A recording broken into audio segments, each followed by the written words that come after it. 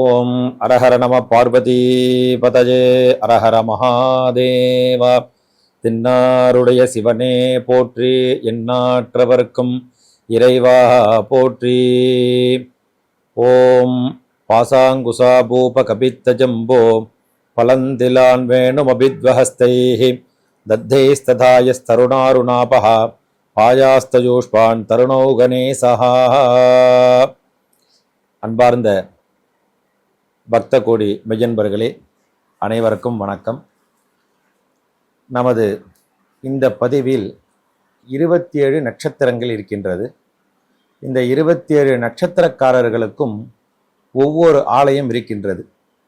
அந்த ஆலயத்தில் நாம் தரிசிப்பது எந்த ஊரில் எந்தெந்த நட்சத்திரத்துக்காரர்களுக்கு உரிய ஆலயங்கள் இருக்கின்றது, எந்த இறைவனை வணங்க வேண்டும் என்று இந்த பதிவில் நாம் பார்ப்போம்.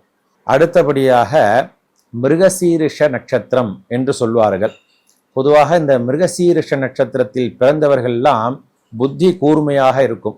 இந்தந்த செயல்களை இப்படி இப்படி செய்தால் அது நல்ல முறையிலே நடக்கும் அப்படிங்கிறத அவர்கள் யோசித்து செய்வார்கள். அந்த காரியத்தில் அவங்க வெற்றி பெறுவாங்க.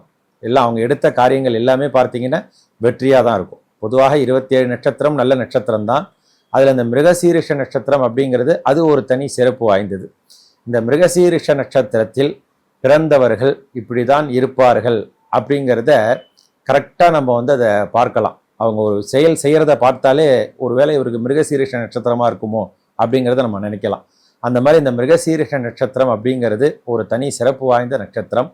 அந்த நட்சத்திரத்தில் பிறந்தவர்கள்லாம் நம்ம புத்தி கூர்மையாக இருக்கும். ஒரு செயல்கை செய்கிறாங்க அப்படின்னா அதை யோசித்து 10 தடவை யோசித்து அதை கரெக்டாக செய்வாங்க.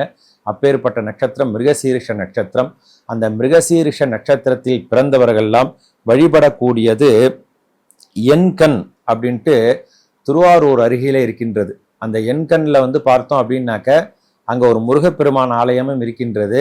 அந்த முருகப்பெருமான் ஒரு தனி சிறப்பு வாய்ந்த முருகர், அங்கே இருக்கக்கூடிய முருகர். அதே போல பார்த்தோம் அப்படின்னாக்க அங்கே இருக்கக்கூடிய ஆதி நாராயண பெருமாள் கோவில் அப்படின்னு ஒரு பெருமாள் கோயில் இருக்கு. அந்த முருகன் ஆலயங்கிறது சிவன் ஆலயத்துல தான் அந்த முருகப்பெருமானும் இருப்பார்.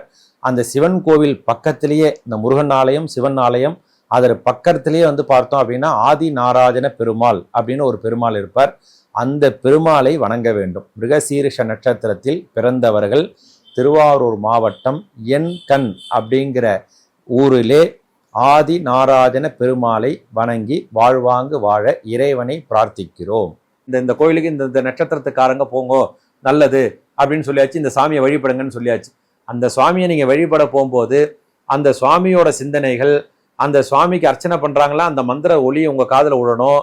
அந்த சுவாமி மட்டும்தான் நமக்கு எய்த்தாப்புல இருக்கணும்.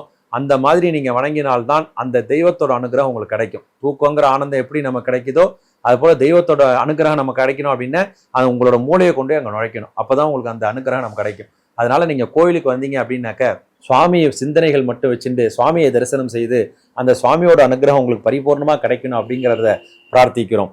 ஜெய் சித்தி விநாயக மூர்த்திக்கு ஜெய்.